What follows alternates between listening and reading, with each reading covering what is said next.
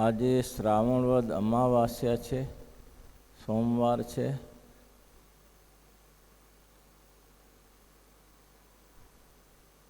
બે 9/2024 વર્ષ સોમવતી અમાસ છે. અમાસને લોકો વધારે માનતા હોય સોમવતી અમાસ.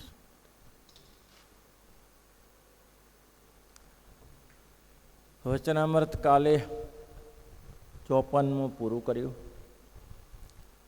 54માં વચનામૃતમાં એક બે વાત જાણવા જેવી હતી.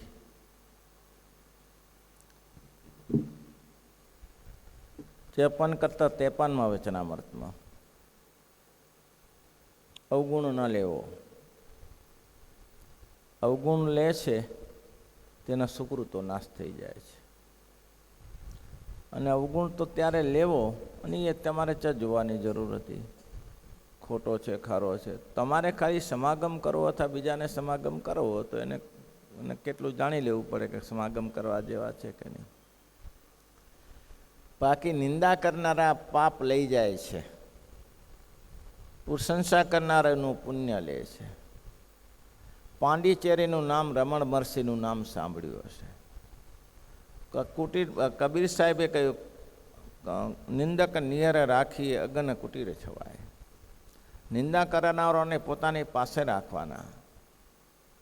શું કરવું? તો કે આંગણામાં કુટીર બનાવી દેવી અને પછી એને રાખવાના. કેમ? તો કે તો જ તમે આગળ વધી શકશો. તમારો કોઈ હરીફ નહીં હોય તો તમે આગળ નહીં વધી શકો. હરીફ જોશે, તમારે પ્રતિસ્પર્ધા કરનારો જોશે, તો તમે પ્રયત્ન કરશો કે અહીંથી અહીં નીકળી જવાય છે, અહીંથી અહીં નીકળી જવાય છે. પાંડિચેરીમાં રમણ મહર્ષિની પાસે એક ભૂદેવ ગયા. ભૂદેવ બહુ પાપી હતા. એ પાંડિચેરીમાં જઈને કહ્યું કે પ્રભુ, હું છું બ્રાહ્મણ શરીરે કરીને, પણ મેં ઘોર પાપ કર્યા છે. પર સ્ત્રીના સંગથી પાછો પડ્યો નથી, લોકોને મારકૂટમાં પાછો પડ્યો નથી.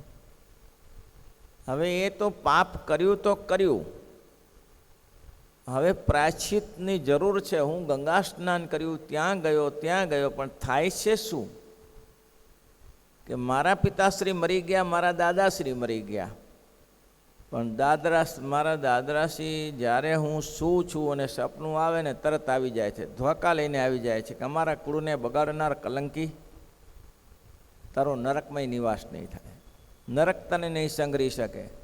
જેવો શું છું ને તરત મારા દાદા ધોકા લઈને આવી જાય છે. પ્રભુ, મને આ દરરોજ દેખાય, હું ઊંઘી શકતો નથી. આપ મને આનું પ્રાયશ્ચિત બતાવો, હું શુદ્ધ થાઉં એવું કરો. પાંડિચેરીમાં રમણ મહર્ષિએ કહ્યું કે પ્રાયશ્ચિતમાં એવું છે, તમારા પત્ની છે? તો કે નથી. ઘરે સંતાનોમાં એક દીકરી છે. દીકરી કેટલા વર્ષની છે? તો કે 20-22 વર્ષની. તારી ઉંમર કેટલી થઈ? 60 વર્ષની. બસ એક જ ઉપાય છે, તું ઘરોઘર ફર તારી દીકરીને લઈને અને ભિક્ષાવૃત્તિ કર. અરે બાપજી, રમણ મહર્ષિને કહે, આનાથી શું ફેર પડે? હું ઘરોઘર ફરું, હું બ્રાહ્મણ છું, માગી ખાઉં છું, પણ એનાથી મારે જે મારા દાદા દેખાય છે અને દરરોજ આવીને ધોકો લઈને ઊભા રહે છે અને મને જે એવા શબ્દ વેણ કહે છે, એ મારા દાદા દેખાતા કેવી રીતે બંધ થાય? આનાથી શું ફેર પડશે? રમણ મહર્ષિ કે એક વચન માનીને લાગી પડવાનું, પછી શું ફરક પડે એ કહેજો. એટલે આ ભાઈ છે ને પોતાની દીકરી 20-22 વર્ષની, 60 વર્ષનો બૂઢો, એ દીકરીને લઈ લે, ભિક્ષા માગી, સચ્ચિદાનંદ હરે કરીને ઊભો રહે, વાસુદેવ હરે કરીને ઊભો રહે.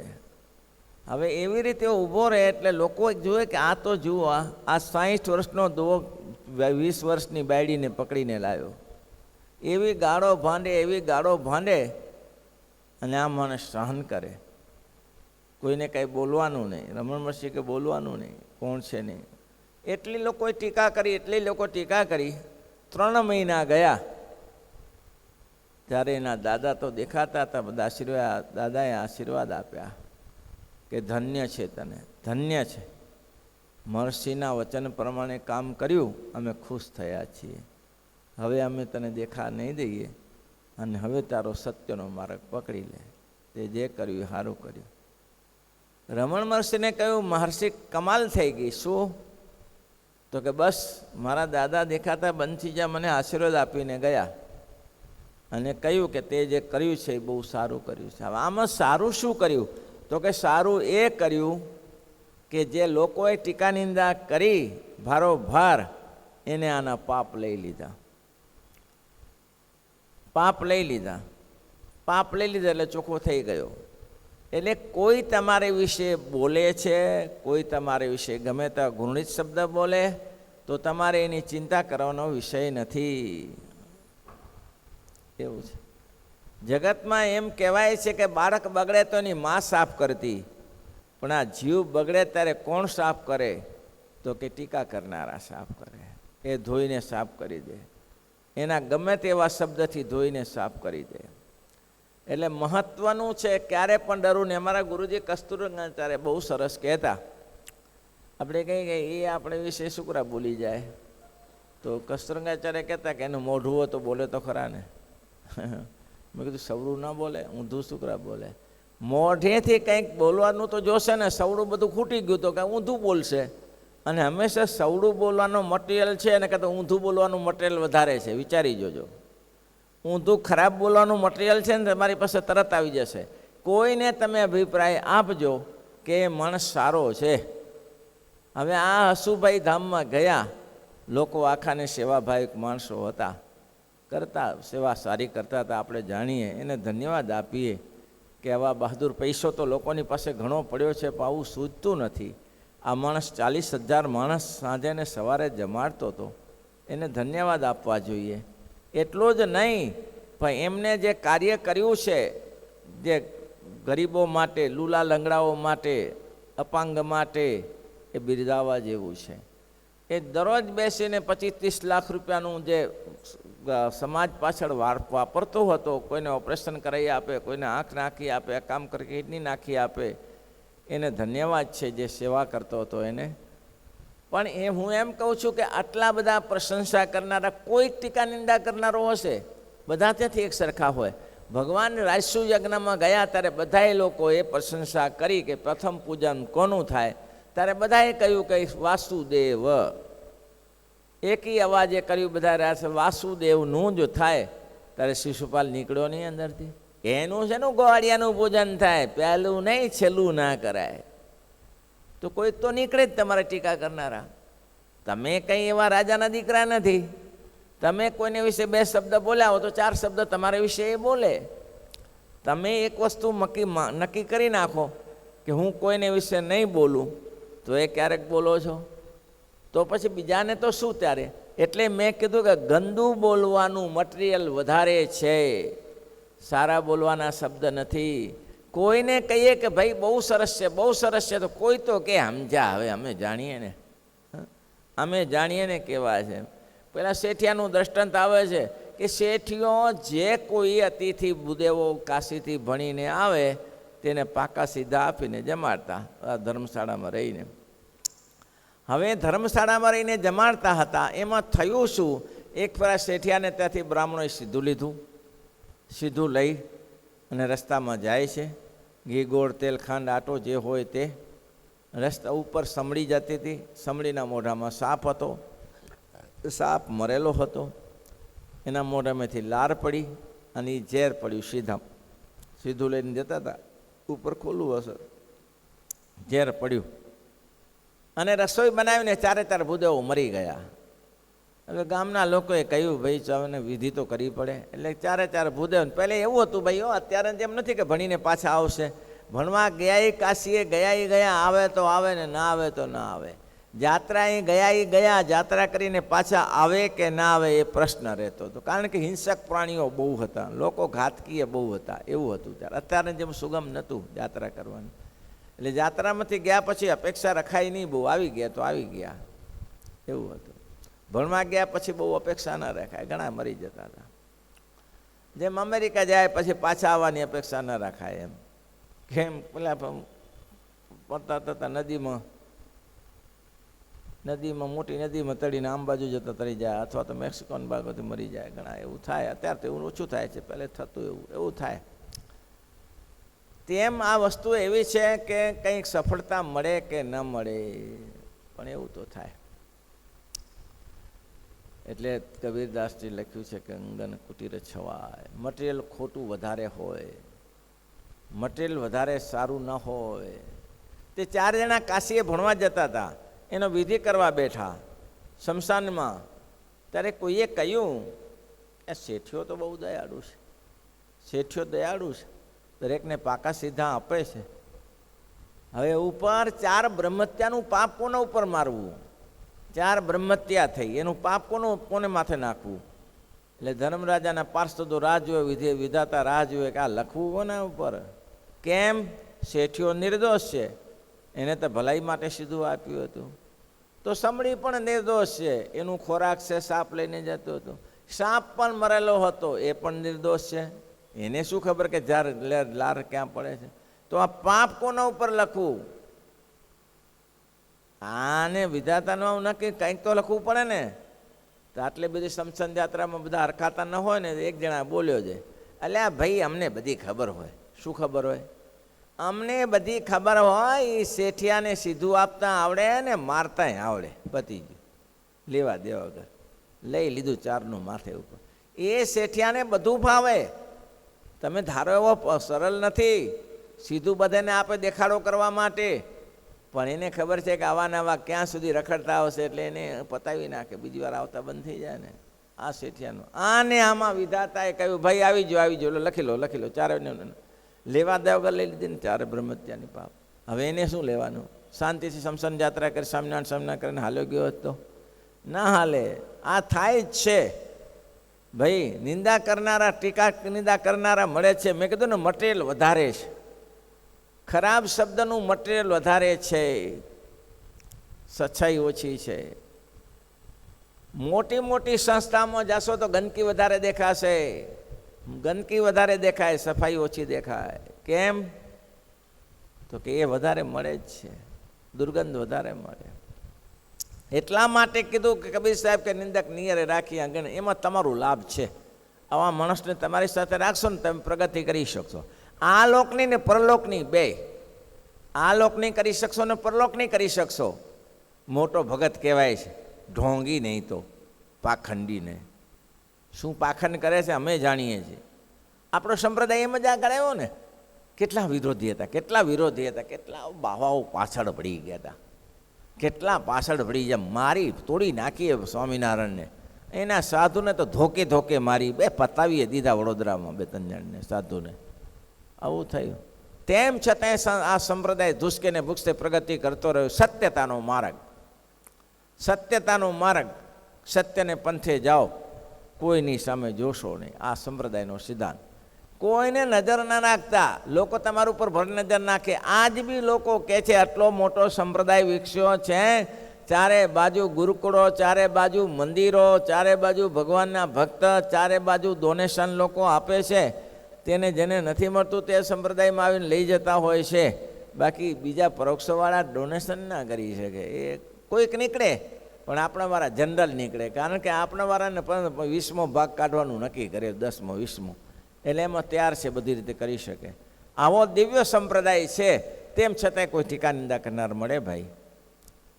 કોઈને ના મળે. તો રમણ મહર્ષિના વચનથી પેલો ચોખ્ખો થઈ ગયો. કેમ? તો કે ધોઈ નાખ્યું પાપ. આટલા બધા સમાજમાં ટીકા નિંદા કરે. આવો જુવાન છે, તગડો છે, કમાઈ શકે એવો છે, આવી છોકરીને લઈ આવ્યો ને સાથે લગ્ન કર્યા. આ હારો ભ્રષ્ટ છે, આનું મોઢું ન જોવાય, ભિક્ષા તો ના આપે તો ઉપાધિ કરે, તે ખાવાનું પૂરું ન થાય, પણ છતાં પાપ ધોવાઈ ગયા. કહેવાનું કે કોઈ ટીકા નિંદા કરે તેની પાછળ કોઈ અપેક્ષા રાખવી નહીં. જે કરે કરવા દેવાનું. એ વચનામૃત 30 ઉપર મેં કહ્યું, 30માં વચનામૃત ઉપર કોઈને વિશે અવગુણ ના લેવો.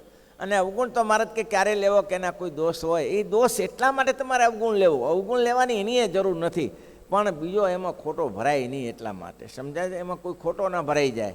અને ખોટો ભરાઈ જશે તો તમને અપરાધ લાગશે. કેમ? તમે એને રસ્તો ન બતાવ્યો. એટલા માટે એને બતાવી દેવું કે ભાઈ આ બાજુ જવા જેવું નથી. પછી તારી મરજી, આંગળી ચીંધી દેવી કે આમાં જવા જેવું નથી. આ વચનામૃત 55માં શ્રીજી મહારાજને મુક્તાન સમયે પ્રશ્ન પૂછ્યો છે, મહારાજ ભજન સ્મરણનું વર્તાવનો એક દઢાવ કેમ રહેતો નથી? ભજન સ્મરણ અને વર્તમાનનો એક દઢાવ કેમ રહેતો નથી? શ્રીજી મહારાજ આગળ કહે છે, સાતત્ય જળવાતું નથી. ભાઈ સાતત્ય જળાવવું જોઈએ ને. એમાં પછી દર્શન તો આપ્યો શ્રીજી મહારાજે. એમાં મહારાજ કે દેશ કાળ ક્રિયા અને સંગ, આ ચાર વસ્તુ નડે છે. દેશ કાળ ક્રિયા અને સંગ, ચાર વસ્તુ નડે છે. ચાર વસ્તુથી અધોપતન થાય છે. વચનામૃત 55મું 53માં બહુ સરસ કડીઓ મહારાજે ગોઠવી. 53માં વચનાત્મક કહ્યું તું કોઈ ટીકા નિંદા ના કરી, અવગુણ ન લેવો. 55માં કીધું એનો અવગુણ ના લો તો એવા સંતોથી તમારું કામ થઈ જાય. હવે એના સંતનો સમાગમ તો થયો, કામ તો થઈ ગયું. હવે તમારે જે ભજન કરવાનું છે, એકતા લાવીને ભજન કરવાનું. એક તાર ભજન કર્યા કરો. આજે કર્યું કાલે ના થયું, આજે કર્યું કાલે ના થયું. મહારાજ કે એમાં નહીં. આગળ વચનામૃતમાં આવી ગયો ને, પાણીનું એક ઘડો આજે ઢોળી આવીને બીજો ઘડો કાલે ઢોળી આવીએ તો પાણીનું સરોવર ભરાય નહીં. પણ ટીપે ટીપે જેવી નાની આંગળી જેવી શેર વહેતી હોય તો પાણીનો ધરો થઈ જાય. થઈ જાય ને તેમ ભજન સાતત્ય કરો, તૂટક ના કરો. ઘણા લોકો જામી પડે કે માળા કરી જ નાખવી છે. કેટલી? આહાર વિહાર યોગ્ય स्य, આ સિદ્ધાંત છે. આહાર વિહાર યોગ્ય સ, યુક્ત છે એટલે યોગ્ય રીતે કરવો. આહાર એટલે ખોરાક. મરી કેમ જાય છે લોકો? સિંહ સ્વામી જેવું. એકાદશી હતી તે પેલા ગોડિયાના હરિભક્તો કે સ્વામી આજે એકાદશી છે. તો કે હા, ઘી લાવો, ઘઉંનો આટો લાવો, ખાંડ લાવો અને ઘઉંનો લોટ. તો સ્વામી એકાદશી છે. હા, એ તો એકાદશી છે તો એકાદશી ફરાળ કરવાનું ને. કે આનું ફરાળ થાય, આવું ફરાળ થાય. કિલો 1.5 કિલો શીરો જમી જાય હોય ને ભાઈ. એના ઉપર 2 કિલો સિંગ ખાઈ જવાની. એના ઉપર 2 કિલો સિંગ. સિંગ મુખ્ય સિંગ સ્વામી તરીકે પ્રસિદ્ધ હતા. 2 કિલો સિંગ. હવે ક્યાંથી મેળ બેસે કયો? શરીર ટકે? અમે 250 ડાયાબિટીસ કેટલો સ્વામી તમને? મને કે બહુ વધારે નહીં રહેતો આપણે. સારું કહેવાય આટલું ખાવો છો તો. હું લાવ માપું. માપ્યું 650. છે તો માપે જ કીધું. 650 ડાયાબિટીસ. બોલો, કાંઈ થતું નથી હો આપણે. કે કાંઈ થતું નથી, ગાય મારીને પાડી દે. તો કીધું કાંઈ થતું નથી. શું ક્યાં સુધી રહે ત્યારે? કીધું 650 ડાયાબિટીસ, 700 ડાયાબિટીસ પહોંચે ક્યાં સુધી પહોંચી વળે ત્યારે? આવું ત્યારે કંઈ નહીં. મેં કીધું આ ગોળી લ્યો. ગોળી શું કરા લઉં? કે ગોળા ના લઉં? ગોળી શું કરા લઉં? મેં કીધું આયુર્વેદિક ગોળી છે, આનાથી ફેર પડશે. લીધી એ ખરી, 250 આવીએ ગયો. કે આ નહીં મજા આવતી. એમાં જ મજા આવે ને, કડવી ગોળી ખાવાની મજા આવતી હશે, લાડુ ખાવાની જ મજા આવે. અને ઓચિતા બેઠે બેઠે પહોંચી ગયા. અઠવાડિયું બીમાર રહ્યા. હવે આ બધું ડાયાબિટીસ નાશાન કરે ને 52 વર્ષની કાચી ઉંમરે મરી ગયા. એટલે આહાર વિહાર યુક્તસ્ય, આહાર અને વિહાર, આહાર યોગ્ય રાખવો. આપણે જે ચાલીએ ને ભગત, તમે ચાલો છો ને, ચાલવાનું નક્કી જ કરવું કે આટલું જ ચાલવું, બસ વધારે ના ચાલવું. જો તમે માપે ચાલો તો કાયમી રહે. અને જો તમે દોડોદોડી કરવા લાગી પડો, જ્યાં હું ચલાવું છું તે લગ 20 વર્ષથી આને ચાલ્યા કરે છે. મને પછી કોઈ કે અહીંયા જાઉં છું તો ના નથી આવું, ચાલવાનું પૂરું થઈ ગયું. જે તમારું નક્કી આહાર વિહાર યુક્ત છે, તમને ખબર છે કે આનાથી મારું પૂરું થઈ જાય છે, શરીરની કેલેરી એટલી જળવાઈ રહે છે, એટલું જ ચાલવું, વધારે ના ચાલવું.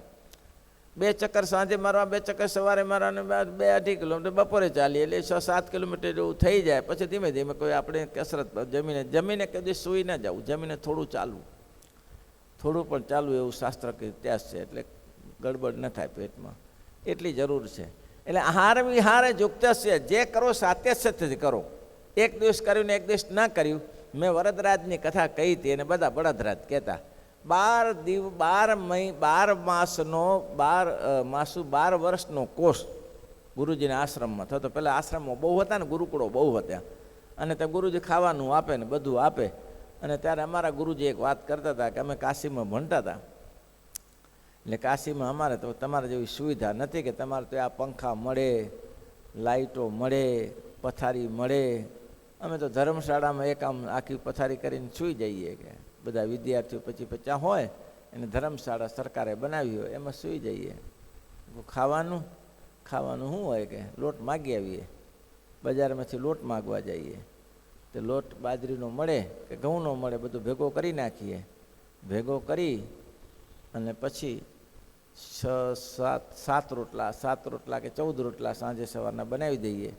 અને આમ કાથી લઈ, રવિવારને દિવસે ફ્રી હોય ને, 8મીને દિવસે ફ્રી હોય એ લોકો, તેથી કાથીમાં લટકાવી દઈએ. દરરોજ નજીકમાંથી એક બેન સારા અમારે તે છાશ આપે ભેંસની, તે છાશમાં રોટલો સવારથી નાખી જઈએ. તો બપોરે આવે ત્યારે પલળી જાય, તે રોટલો ખાવાનો, કે 7 દિવસ ચલાવવાનો, 1 દિવસ રસોઈ થઈ જાય.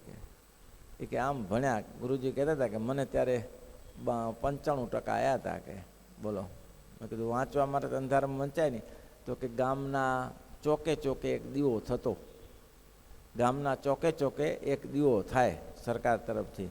ત્યાં બધા વિદ્યાર્થીઓ બજારમાં વાંચવા બેસે. એક દીવે 25-50 જણા બેસે વાંચવા માટે. બોલો, એવી પોઝિશનમાં લોકો ભણ્યા અને સિદ્ધાંત કૌમુદી જેવા શાસ્ત્ર કંઠસ્થ કર્યા, કણવ મુનિ જેવા કંઠસ્થ કર્યા, રઘુવંશ કંઠસ્થ કર્યું. અને કે 95% માર્ગ લાવતા 97% આવી રીતે ખાવાના. મેં કીધું બહુ કષ્ટ સાધ્ય કહેવાય. તો કે કષ્ટ સાધ્ય અમારા કરતાં અમારા ગુરુ એમ કહેતા હતા કે તમારે તો સારું, કે અમને અમારા ગુરુ એવું કહેતા હતા કે તમારે તો સારું કે ભિક્ષાવૃત્તિ મળી જાય છે. કે મેં કીધું તમારા ગુરુ શું કરતા હતા? એ કે અમારા ગુરુ અયાચિત વૃત્તિ હતા. અયાચિત વૃત્તિ એટલે કોઈ માગ્યા વગર આપે તો જ લે, તે સિવાય ન લે. કોઈ આવીને એમ કે ગુરુદાન કરું, તો કે ના એ નહીં. કોઈ આવીને મૂકી જાય તો સ્વીકારી લેવાનું, ભગવાનની ઈચ્છા. હવે એમાં એક દિવસ ખૂટી ગયું, ચાવલ થોડા રહ્યા હશે, એટલે ત્યારે નથી એમ તો ના કહેવાય. એના પત્ની એમ કહ્યું કે ચાવલ માપે રહ્યા છે, એમ નથી એમ ના કહેવાય, રહ્યા છે. એટલે કે હવે આપણે તો કે અજાચિત વૃત્તિવાળા છીએ, કોની પાસે માગીએ? એટલે કહ્યું કે હશે ભગવાનની ઈચ્છા. તે પતિ ગુરુપત્ની સમજી ગયા કે સામે ખાટી આંબલીનું વૃક્ષ હતું. ગુરુપત્ની સમજી ગયા કે આંબલી સામો હાથ કર્યો છે, તો એમ કહે છે કે આંબલીના પત્તા ગણાય છે, બાફીને ખાવાના. તે ગુરુપત્નીએ બોલાય નહીં પાછું, કંઈ વાંધો નહીં. અઠવાડિયું પત્તા બાફીને ખાધા, આંબલીના પત્તા, ખાટી આંબલીના પત્તા અઠવાડિયું બાફાઈ. કે મારા ગુરુજી એમ કહેતા કે મારા ગુરુજી આ વાત કરતા હતા કે તમે સુખી છો, એમ બજારમાંથી માગી લાવો છો તો 6 દિવસના રોટલા તો મળી જાય. આમ લોકો ભણ્યા છે, એટલા માટે તો બ્રાહ્મણને પૂજે છે લોકો. કેમ પૂજે છે? વેદ આ રીતે કંઠસ્થ કર્યા છે. ભાઈ, વેદ કે અમથા કંઠસ્થ નથી કર્યા, મથીને કંઠસ્થ કર્યા છે. અને વેદ શાસ્ત્ર કેટલી બધી હુમલા થઈ ગયા, દેશકાળ કેટલા ખરાબ આવી ગયા, છતાં આવા દેશકાળમાં પણ વેદને પકડી રાખ્યા. એટલે સ્વામિનારાયણ ભગવાન કહે છે કે બ્રાહ્મણ તો પાપી હોય તો અમારે માન્ય છે. ભાઈ, એને ઇજ્જત ના કરવી, કોઈ દિવસ મારવો નહીં.